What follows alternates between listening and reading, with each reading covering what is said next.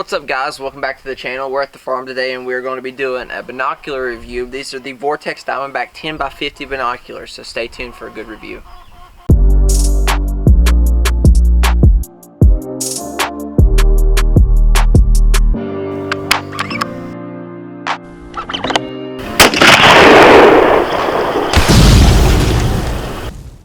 Alright, so like I said before, we're here at the farm. There's some chickens in the background. They're making all kinds of noise. But we have the Vortex Binocular Diamondback HDs. They're 10x50s. And they're more of a, I wouldn't really say budget. They're the entry level into the higher grade binoculars. Alright, so these run about $200. And for a lot of people, that's pretty expensive. And for me, that's really expensive. I mean, when you're talking about binoculars, the only binoculars I've ever used have been on the lines of like $10, $20, $30 like Walmart binoculars. And I mean, just from a country boy, I don't really feel like I was ever in need of more expensive binoculars. But today we have the Vortexes, and I've used them a little bit. This is actually not the first time me filming this review. This is the second time I've filmed this review.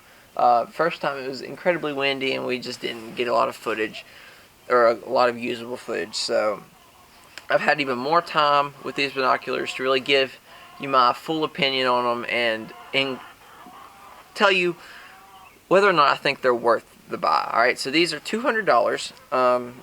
They're coated in like it's plasticky almost, and there's some stippling here on the sides. I don't know if you can see. Let me see if I can get that focused. There's some stippling here on the sides that make it easier to grip. There's some places for your fingers to go right here when you're holding, the binoculars like so, and you're looking out, which make them a very good option, right? So in terms of feel, they feel great, right? They feel very good. They come with some lens caps on the front, and they can be a little annoying. You gotta really make sure they go down. And they come with all the straps you need. So like, you get the big Vortex strap right there. Before we talk about clarity and how they work, they also come with this awesome little carrying case, and they come with it, and it has the strap on it in the back, so you can strap up like so. I wear this right here on your chest, and this is really nice. I know I do have some Leopolds, and I know they don't come with the back strap. You have to buy another one, but they do come with a very nice case.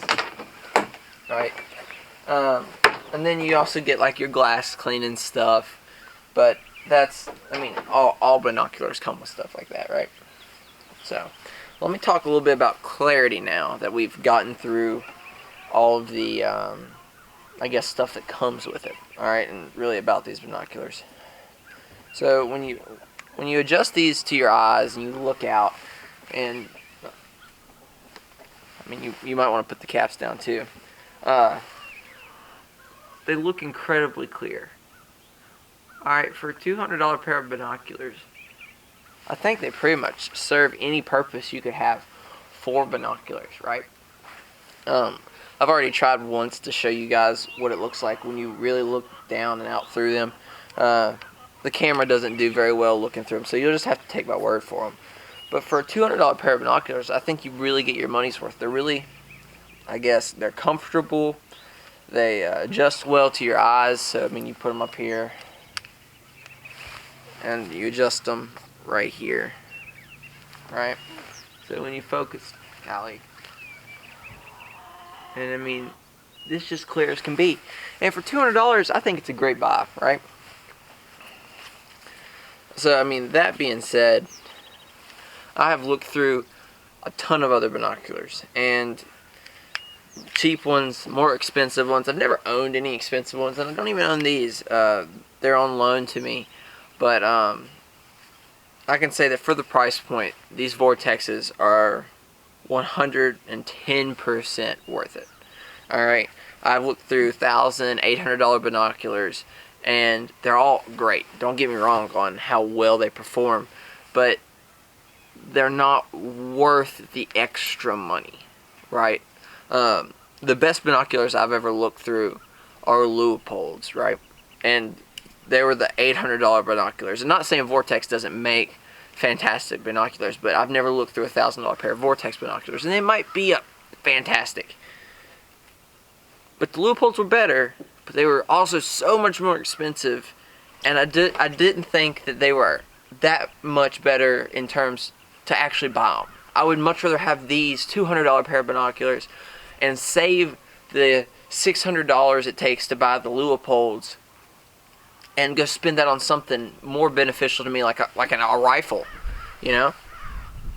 So with that being said, I would definitely recommend these to your average buyer, right? So if you're looking to go on a hunting trip or hiking trip, I think these would be a great buy, all right? I wouldn't recommend buying an incredibly expensive pair of binoculars if you're going to just use them sparingly, all right? Now, if you're going to be a guide or someone that does it professionally, I would say definitely to go buy more expensive, put a ton of money into it, because that's your livelihood. But if you're just your occasional outdoorsman and you're wanting a very good pair of binoculars that are worth the money and you can really see far and see clear and you don't have to worry about them breaking, I would definitely recommend the Vortex. Alright, so guys, I think that about does it for the video. I appreciate everybody for tuning in and watching.